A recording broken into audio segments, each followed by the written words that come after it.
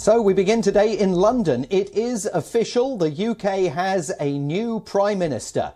Liz Truss becomes the fourth Conservative Party leader to head a government in 6 years and the third female Prime Minister in the country's history. She travelled to Balmoral Castle in Scotland for the official ceremony that marked the beginning of her administration. The Queen officiated, and soon Truss will make her first speech as Prime Minister outside that famous door of number 10 Downing Street. As she begins the process of forming a cabinet, there is speculation that it will be historically diverse.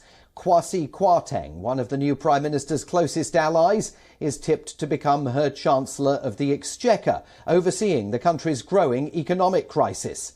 Suella Braverman is a likely candidate for the position of Home Secretary. James Cleverly could be assigned to the role of Foreign Secretary.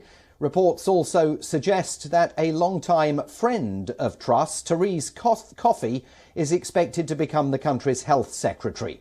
Ben Wallace is expected to stay on as Defence Secretary. Rishi Sunak, who lost the battle to become the party's leader and therefore Prime Minister, is not expected to be offered any government position, but insists he is offering his full support to the new Prime Minister. Meanwhile, Home Secretary Priti Patel resigned just hours after Truss's victory was announced. Tough times lie ahead for the new Prime Minister and her team. A cost of living crisis, soaring energy costs and a possible recession are staring the new administration in the face. Reports say that the incoming team already has a plan in the works to deal particularly with the soaring cost of energy. North of £100 billion of taxpayer money will be earmarked to try and protect homes and businesses from further price rises. Further complicating life for the new Prime Minister, divisions within her own Conservative Party and a new poll showing about 2/3 of the country has little or no confidence in Truss. So we cross live now to WION's London correspondent Alex Isaac. She's been closely tracking all the latest developments and joins us from London. Alex, a huge day there. All eyes will soon be on Liz Truss for that first speech that she'll be making as Prime Minister. And she does so in the face of those numbers that suggest a majority of people in the country do not have a tremendous amount of confidence in her ability to steer the ship. What is she going to say to them as she begins her journey as Prime Minister? Well, you're right there. It does seem like she has a lot to take on, and it isn't just those things that are in her intro. But yes, also there's a lot of people within the UK that don't really think that she is the right person to lead, that they actually didn't want this contest to come in the first place. They weren't happy with Boris per se, but at least it was consistency.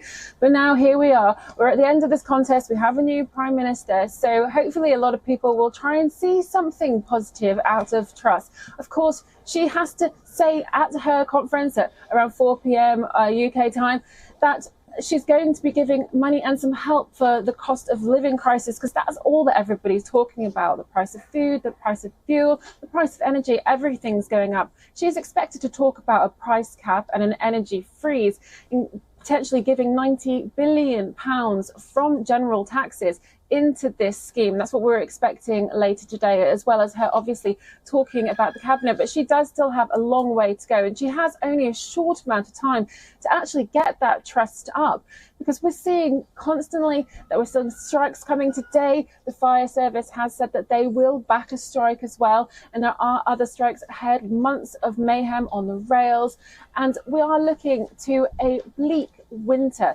So whatever she does, it'll have to be quick, and we'll hope that she's going to be saying something later that will also help us, our fears, and waylay all those issues that we've been seeing come to the fruition in the last couple of months. No question that the clock is ticking very rapidly. Alex Isaac, WION's London correspondent, joining us live today. Thanks for that. For more, we are joined now by Sharmila Whelan. She's the Deputy Chief Economist at Asianomics Group.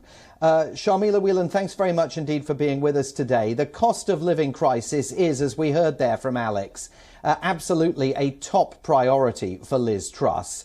What kind of policy changes are you expecting? Simon, very thank you for your question. Well, all, as we know, will be revealed at 4 o'clock today when she addresses the nation. But as you've already mentioned, in the works is an expected freezing of the household and gas and electricity bill, another 40 billion potentially to businesses, especially SMEs, to help them through the crisis.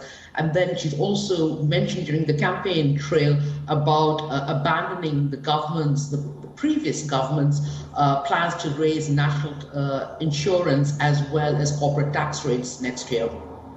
But we will see what the details are. This energy support package is going to be absolutely critical. I mean, people are going to make their judgment of Liz Truss almost on the first day of her administration. I mean, there's talk of this package being potentially worth up to £150 billion, of it being offered to both homes and businesses. Is that going to be enough to protect the country against the kind of eye-watering price increases that have been predicted for the next 12 to 18 months? And to what extent would a package of that size be something that Liz Truss could confidently promote to the public?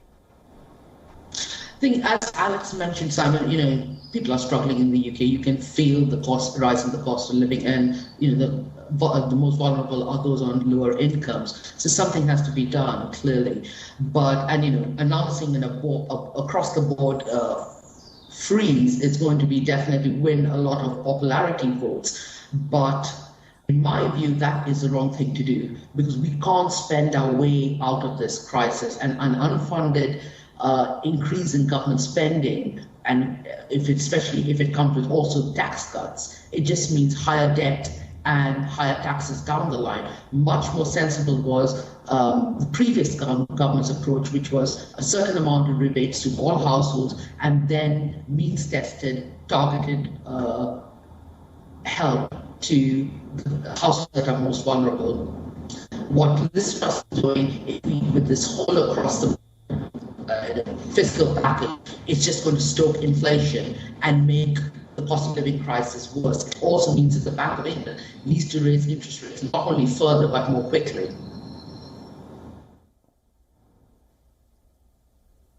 And more broadly, I mean, she takes over from Boris Johnson, a man who today described himself as a booster rocket for Britain, which is certainly a much more kind description of his administration than most commentators are offering. We've seen these numbers suggesting 2/3 of British people have little or no confidence in Truss. But what does she have to do, not just to boost confidence in herself, but to restore the faith and trust of the British people in the whole concept of government? I think it's going to be clean government, transparency in leadership and delivering on what they're promised. But most of all is getting over this, bringing this cost of living crisis back under control. But I maintain the policies she's adopting are frankly dangerous.